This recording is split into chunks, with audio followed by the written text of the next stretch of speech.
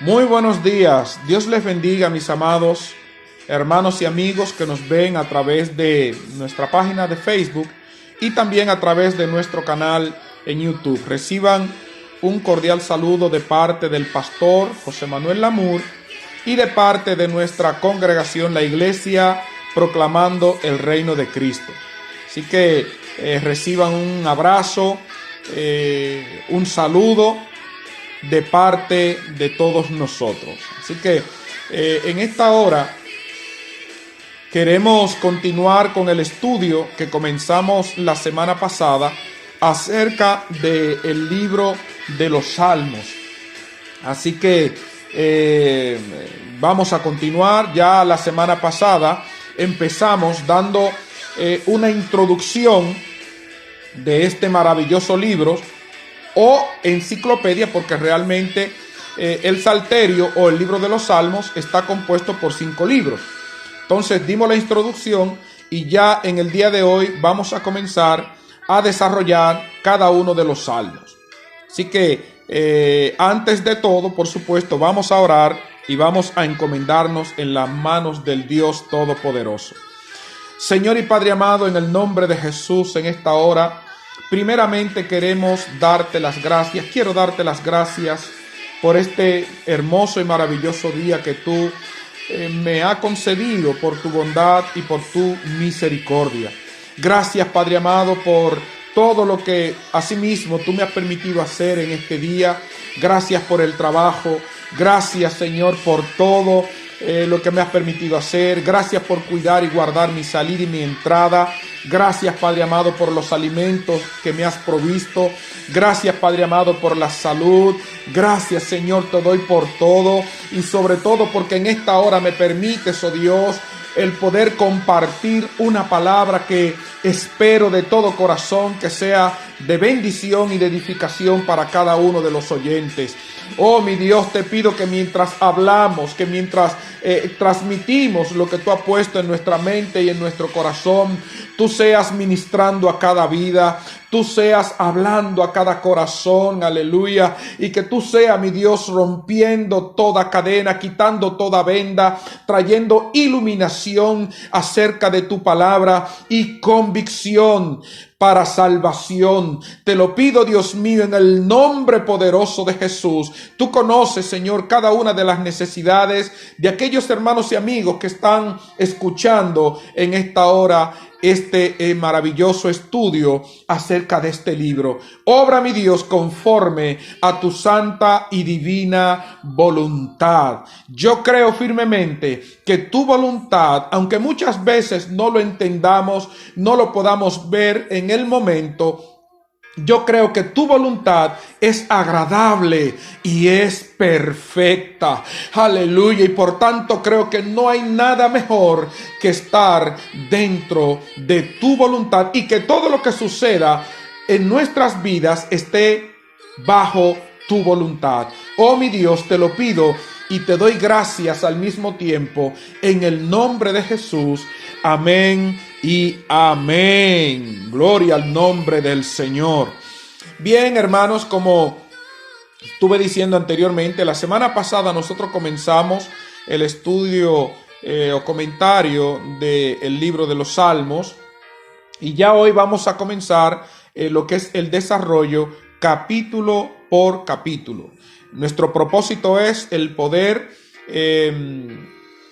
traer un estudio acerca de todos los salmos. Ese es nuestro propósito. Así que esperamos en el Señor que Él nos dé la fortaleza, que nos dé el entendimiento, nos dé la sabiduría, que Él nos dé la capacidad para que podamos llevar este proyecto a cabo. Así que, dicho esto, vamos a comenzar y lo primero que vamos a hacer para tener una idea o un contexto general acerca de el Salmo 1, vamos a leer. Así que leemos la palabra de Dios en el nombre del Padre, del Hijo y del Espíritu Santo. Este salmo tiene como título El camino del justo y el fin del impío. Otras versiones tienen otro título, como por ejemplo el justo y los pecadores. El caso es que independientemente del título que tenga, el mensaje es el mismo, la idea que se quiere transmitir es la misma. Así que leemos: bienaventurado el varón que no anduvo en consejo de malos, ni estuvo en camino de pecadores, ni en silla de escarnecedores se ha sentado, sino que en la ley de Jehová está su delicia, y en su ley medita de día y de noche. Será como árbol plantado junto a corrientes de aguas, que da su fruto en su tiempo y su hoja no cae, y todo lo que hace prosperará. No así los malos, que son como el tamo que arrebata el viento. Por tanto, no se levantarán los malos en el juicio, ni los pecadores en la congregación de los justos. Porque Jehová conoce el camino de los justos, mas la senda de los malos perecerá. El Salmo 1 es una joya literaria o de la literatura hebrea. Y el gran predicador Spurgeon dijo que este salmo es el texto del cual todo el salterio o el conjunto de todos los salmos, compuesto por 5 libros, es el sermón. Y si usted se fija, el versículo 1 dice: bienaventurado el varón que no anduvo en consejo de malos.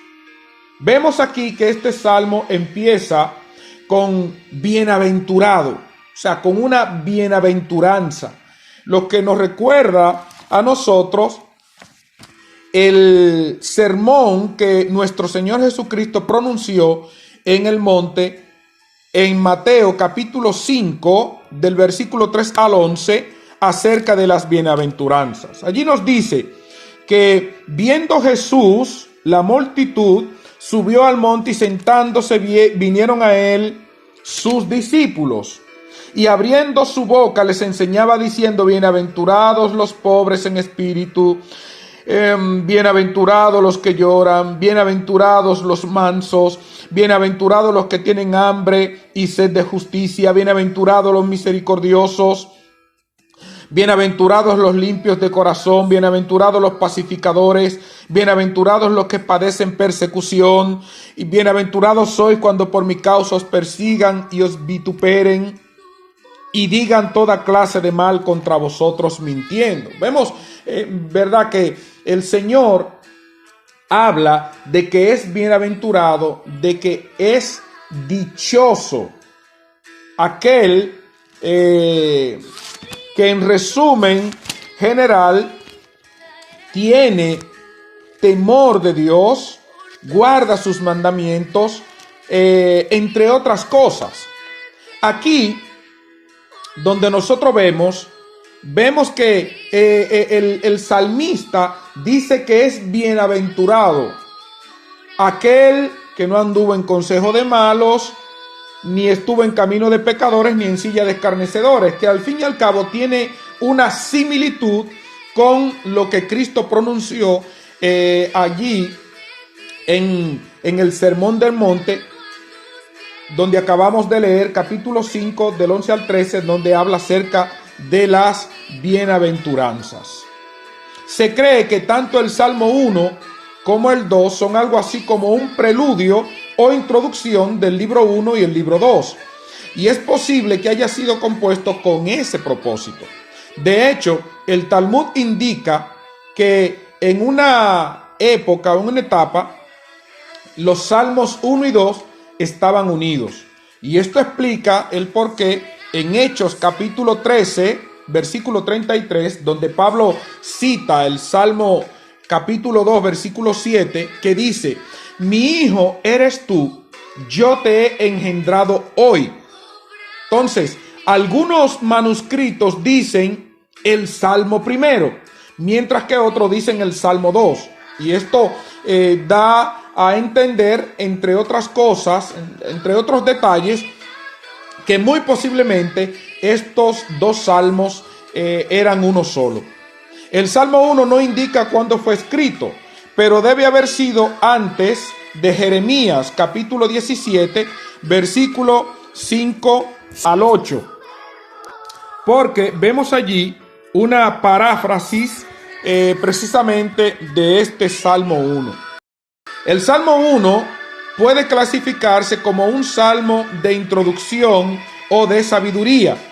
No sé si usted escuchó la introducción a los salmos que nosotros estuvimos dando la semana pasada. Si no, nuevamente le invito a que usted la busque para que pueda escuchar la introducción que dimos. El caso es que hay varias clasificaciones acerca del libro de los Salmos. Varias clasificaciones. Hay salmos que son de alabanza, hay salmos que son de adoración, hay salmos que son de penitencia, hay salmos que son mesiánicos, etcétera, etcétera. Entonces, este salmo, ¿verdad?, es un salmo de instrucción o de sabiduría. En él se extrae el agudo contraste entre el justo y el malvado que nosotros encontramos precisamente en la literatura de sabiduría, y presenta lo que ha sido llamado la doctrina de las recompensas. Los justos prosperan y son felices, mientras que los malvados viven asediados por conflictos y duran poco tiempo. Vemos aquí que del verso 1 al 3, el salmista comienza por el carácter y la condición del hombre piadoso. En primer lugar, en términos de las cosas que no hace. Es bienaventurado. ¿Por qué? Porque no anduvo en consejo de malos, ni en camino de pecadores, ni en silla de escarnecedores se ha sentado. Y por tanto, como no anduvo, es bienaventurado. La palabra bienaventurado viene del hebreo asher, que significa cuán feliz o dichoso. Y esta palabra asher se tradujo al griego en la Septuaginta o Biblia de los 70 por Macarios. El término griego que se encuentra en las bienaventuranzas de Mateo capítulo 5, versículo 3 al 11, donde ya estuvimos leyendo, que significa pues lo mismo, feliz, cuán feliz, dichoso, bendecido, bienaventurado, etcétera, etcétera. El hombre piadoso está rodeado de malhechores, de los cuales el mundo, como todos sabemos, como es obvio, está lleno. Y vemos que cada día más ese grado de maldad, ese grado de violencia, ese grado de pecado va en aumento. Vemos cómo la corrupción, la depravación, la inmoralidad y tantas cosas cada vez está ocupando más espacio en nuestra sociedad, está arropando más corazones y de manera abierta. El caso es que el mundo está lleno de todo este tipo de personas, y estos se describe aquí, se describe aquí como malos, pecadores y escarnecedores. Primero, son malvados, carentes de temor de Dios y en abierta rebelión contra Dios. Y aquí hay un detalle muy importante. El vocablo hebreo para malo o malos indica una persona que no se somete a ninguna norma, sino que se deja llevar de todo mal deseo. O sea, el hombre malo, los malhechores, los perversos, en el original, ¿verdad? La palabra de la cual se traduce indica que es una persona o que son personas que no se someten a ninguna norma. sino que se dejan llevar por todo mal deseo, por el viejo hombre o el hombre no regenerado. A pesar de ello, el hombre piadoso no anda según sus consejos, ni tampoco según sus criterios. No sigue sus principios, ni toma el camino de ellos, ni se sienta para participar con los burladores. Es cierto que nosotros en una etapa de nuestra vida, los que somos creyentes, los que ya le hemos entregado nuestra vida al Señor, y se ha experimentado en nuestras vidas un antes y un después, es cierto que nosotros anduvimos en camino de los malos, en camino de pecadores, de burladores, y quién sabe cuántas cosas más nosotros en nuestra ignorancia, en nuestra condición de hombre pecador, hicimos. Pero cuando el Señor vino a nuestras vidas, hubo un cambio, se produjo un cambio, hubo un nuevo nacimiento o un renacimiento, lo que la Biblia también llama una regeneración. Bendito sea el nombre del Señor. Por medio de el sacrificio de Cristo en la cruz del Calvario y de nosotros depositar nuestra fe, nuestra confianza en Él, por medio de nuestra rendición y humillación delante de Él, es que nosotros hemos experimentado un cambio y hemos sido justificados o hechos justos por medio de los méritos de nuestro Señor y Salvador Jesucristo. En primera carta a los Corintios, capítulo 6, del versículo 9 en adelante, dice la Escritura: ¿no sabéis que los injustos no heredarán el reino de Dios? No erréis, ni los fornicarios, ni los idólatras, ni los adúlteros, ni los afeminados, ni los que se echan con varones, ni los ladrones, ni los avaros, ni los borrachos, ni los maldicientes, ni los estafadores heredarán el reino de Dios. Y esto erais algunos de vosotros, éramos algunos de nosotros, mas ya hemos sido lavados, ya hemos sido santificados, ya habéis sido justificados en el nombre de nuestro Señor Jesús y por el Espíritu de nuestro Dios. Aleluya, bendito sea el Señor. Todo eso quedó en el pasado, y dice la palabra que cuando nos arrepentimos, cuando nos humillamos delante de Dios, cuando confesamos nuestros pecados delante de su presencia, dice la palabra que Él nos perdona y lo echa en lo más profundo del mar y ya no se acuerda más de ello. Así que si hay algún hermano, si hay alguien que me está escuchando y está siendo atormentado por su pasado, está siendo atormentado por las cosas que hizo, que podemos decir que eran muy malas, déjame decirte que si ya tú le has entregado tu vida al Señor, si tú has confesado tus pecados delante de Dios, si tú te has rendido delante de Él, ya el Señor no se acuerda más de esos pecados.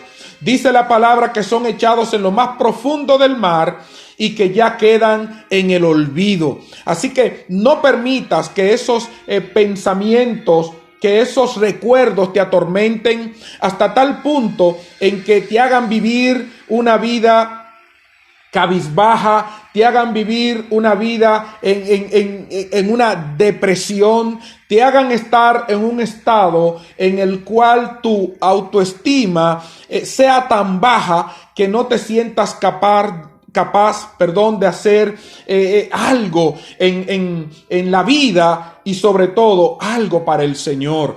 Así que no permitas que esos pensamientos alberguen tu mente. Recuerda que el diablo, que el Señor los reprenda, es un acusador y trae esos pensamientos para recordarte, para atormentarte y para que tú no puedas avanzar en tu vida cristiana. Amén. Así que ya hemos sido lavados, ya hemos sido justificados por medio de nuestro Señor Jesucristo, quien murió por nosotros en la cruz del Calvario, ofreciéndose a sí mismo como pago por nuestras rebeliones. Y por ello, Él satisfizo la justicia de Dios y nos ha hecho a nosotros justos. En el versículo 2 dice que en su ley, sino que en la ley de Jehová está su delicia, y en su ley medita de día y de noche. La palabra ley que aquí nosotros encontramos se traduce del hebreo Torah, que significa guía o instrucción, enseñanza, dirección, derecho, y corresponde por lo general a los 5 libros que escribió Moisés, lo que son Génesis, Éxodo, Levítico, Número y Deuteronomio. Aunque es bueno hacer la salvedad de que en algunas ocasiones representa toda la escritura hebrea o Antiguo Testamento. No hay sustituto para la palabra de Dios en la vida del creyente. Debe de ser su comida, su sustento. Aleluya. Debe de ser su mapa para el camino.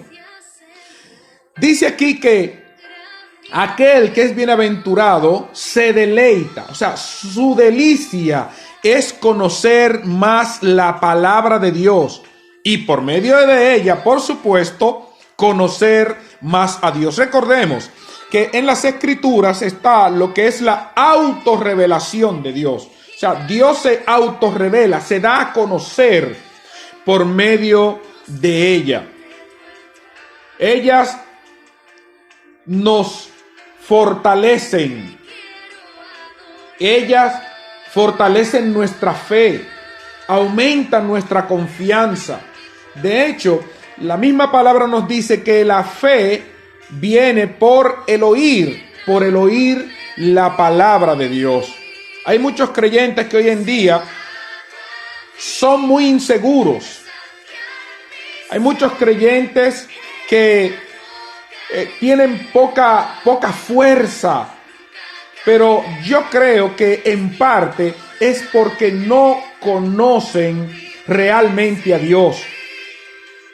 Hay un mal hoy en día y es que hay muy poco interés en el estudio de la palabra, en meterse a escudriñar la palabra.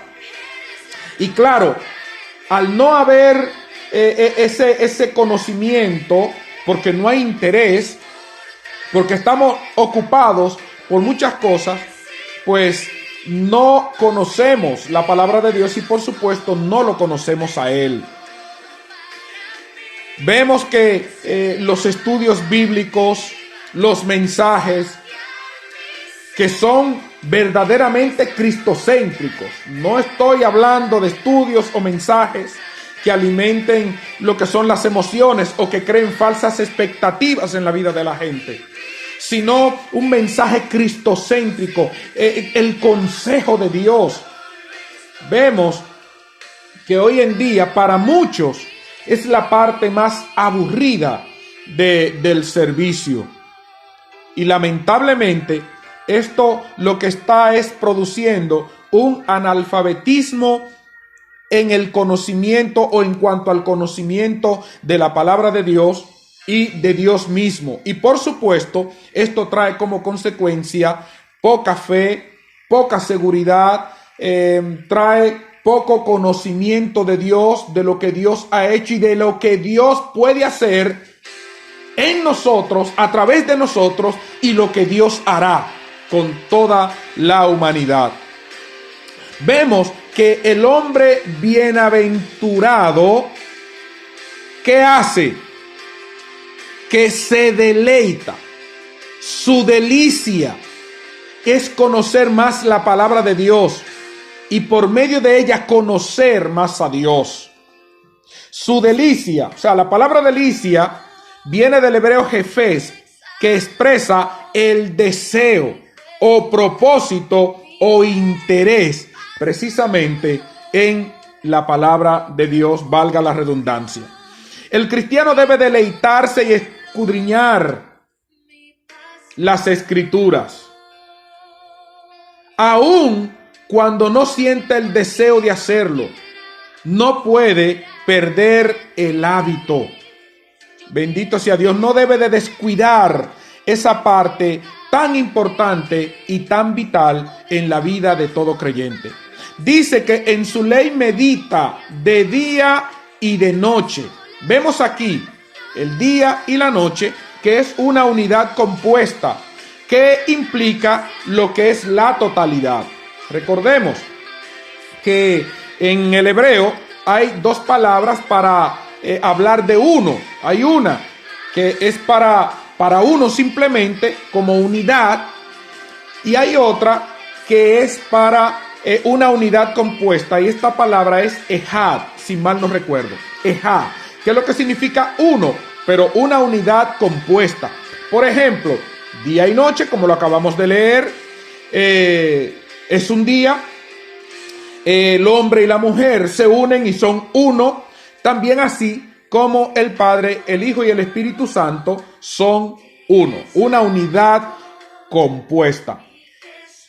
La palabra hebrea para meditar, porque dice que de día y de noche medita en su palabra. Aquí la palabra hebrea para meditar literalmente significa susurrar, y refleja la manera en que estudiaron los rabinos, repitiendo en un murmullo las palabras que leían. Nos indica esto que debemos asimilar la palabra de Dios, debemos pensarla y aplicarla a nuestras vidas. Lo que moldea la mente forma la vida. Si nuestra mente está modelada por la Biblia, los efectos serán evidentes en todos los aspectos de nuestras vidas. Es sabido que hay mayor conocimiento cuando, o se puede asimilar mejor, aprender mejor, cuando nosotros leemos en voz alta. Porque además de que nuestra mente está leyendo, nos escuchamos, y esto aumenta lo que es la capacidad para retener. Entonces, era lo que hacían estos rabinos, susurraban. Ellos repetían en murmullo las palabras que ellos leían. Así que es una buena técnica para nosotros poder asimilar mejor, aprender mejor, retener mejor la palabra del Señor cuando la leemos. No es que vamos a dar voces cuando estemos leyendo, pero sí a leer de manera que nosotros podamos escuchar. El verso 3 dice: será como árbol plantado junto a corrientes de agua, que da su fruto en su tiempo y su hoja no cae, y todo lo que hace prosperará. El árbol es una figura común de vida y firmeza. Y la imagen que aquí el salmista presenta de un árbol, ¿verdad?, que está bien arraigado, ubicado de manera estratégica junto a un canal de irrigación. De hecho, hay algunas versiones que dice no plantado, sino trasplantado junto a corrientes de aguas. Y vemos aquí que la mención de hojas perennes, o sea, hojas que no caen, y la abundancia de agua sugieren la valiosa palma de dáctiles como el tipo de árbol que el salmista tenía en mente.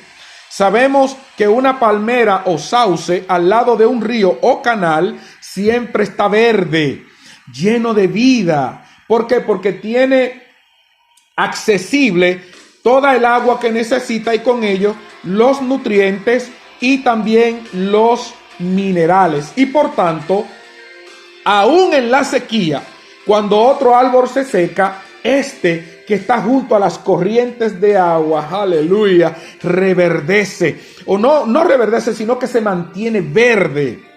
Y cuando toca dar el fruto, lo da. Cuando un árbol está bien plantado y cuidado y sin falta de agua, en consecuencia, este árbol da buenos frutos y da fruto en su tiempo. No es aquella planta que crece salvaje sobreviviendo por casualidad, no, sino una planta que ha sido plantada donde puede obtener todos los recursos que necesita para mantenerse viva, para florecer y para dar fruto. De igual manera, el creyente que está bien plantado, con sus raíces bien profundas en la palabra de Dios, que es la fuente de vida, también será un ejemplo de frescura y firmeza y dará su fruto a su tiempo. Gloria a Dios. Y es cierto que no debemos de forzar el fruto, porque el fruto debe de ser un resultado natural de estar unido a la fuente de vida. Jesús dijo: el que permanece en mí y yo en él, este lleva mucho fruto. Juan capítulo 15, versículo 5. Él es el tronco. Nosotros somos las ramas. Somos los pámpanos. Y por supuesto, separada la rama del tronco, se muere. ¿Por qué? Porque no recibe la savia, no recibe los nutrientes que esta rama necesita. Oh, gloria al Señor, para mantenerse viva y para dar fruto en su tiempo. Bendito sea el nombre del Señor. Nosotros de igual manera, separados del Señor, nada podemos hacer. Separados de Él, morimos. Separados de Él, no podemos dar fruto. Porque Él es la fuente de todas las cosas, la fuente de vida. Aquí en los versos en los versos 4 y 6, dice: no así los malos, que son como el tamo que arrebata el viento. Por tanto, no se levantarán los malos en el juicio, ni los pecadores en la congregación de los justos. Vemos aquí que el pecador está en total contraste con el justo.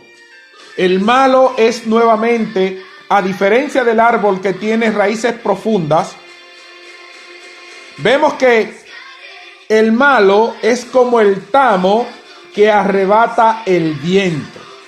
Y aquí vemos, cuando menciona el tamo que arrebata el viento, una referencia a la trilla en la cual se golpeaba la paja para separarla del grano. El lugar donde se hacía este trabajo, por lo general, está ubicado en la cumbre de una colina o en algún otro lugar alto donde corriera el viento. ¿Por qué? Porque el viento se llevaba la paja, se llevaba lo que era el tamo. O sea, el trigo y la paja se alzaban en el aire con palas. Los granos de cereal, siendo más pesados, caían sobre la tierra, donde se les recogía cuidadosamente. Mientras que la paja o el tamo, más liviano y sin valor, era llevado por el viento. Vemos aquí esta maravillosa ilustración y compara a los malos, a los impíos con esta paja, con el tamo. Dice que los impíos, siendo como la paja, careciendo de raíces y estériles, sin valor, ¿verdad?, serán incapaces de levantarse en el día del juicio. Y en el verso 5 vemos aquí nuevamente un paralelismo. Los malos no podrán escapar o librarse ante el juicio final, ni el juicio continuo mediante el cual Dios juzga y prueba el carácter humano. ni los pecadores se levantarán en la congregación de los justos. Se trata aquí, como en el versículo 1, de pecadores persistentes y habituales, de hombres contumaces, de hombres que rechazan la palabra de Dios y prefieren vivir en su ignorancia, vivir en su pecado. Son hombres que aún con conocimiento de Dios, de su palabra, se rebelan contra ella. Y por tanto, ellos no podrán salir ilesos en el día del juicio. Por el contraste, la congregación de los justos representa el ideal bíblico de la verdadera comunidad de fe. El propósito de los juicios de Dios es separar de una vez y para siempre al justo del pecador, porque entre otras cosas son incompatibles. Aleluya. La luz no puede estar junto con las tinieblas. No hay ninguna comunión entre Cristo y Belial. Bendito sea Dios. Si nos vamos aquí a la segunda carta a los Corintios,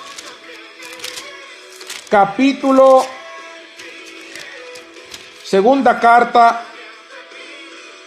a los Corintios, capítulo 6, del versículo 14 en adelante, dice la palabra: no os unáis en yugo desigual con los incrédulos, porque ¿qué compañerismo tiene la justicia con la injusticia? ¿Y qué comunión la luz con las tinieblas? ¿O qué concordia Cristo con Belial? ¿O qué parte el creyente con el incrédulo?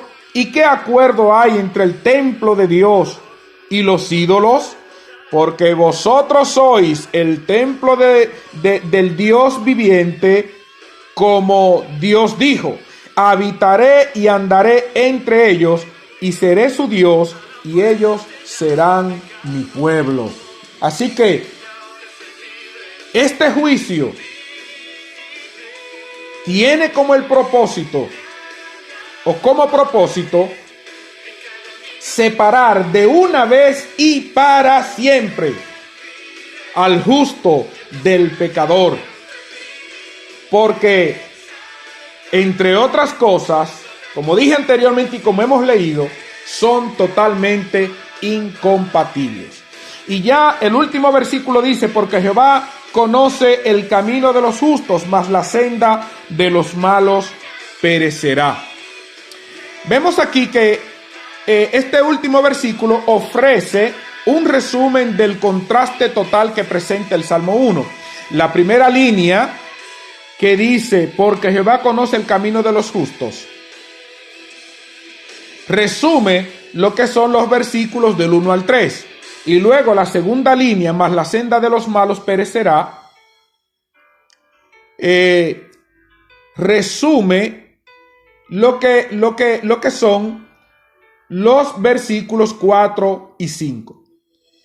Jehová conoce, del hebreo yadá, que implica no solamente el conocimiento abstracto en el sentido de tener conciencia o poseer información de alguien o algo, sino en el sentido correcto y personal de interesarse, aprobar, tener comunión, reconocer, tener en consideración al justo.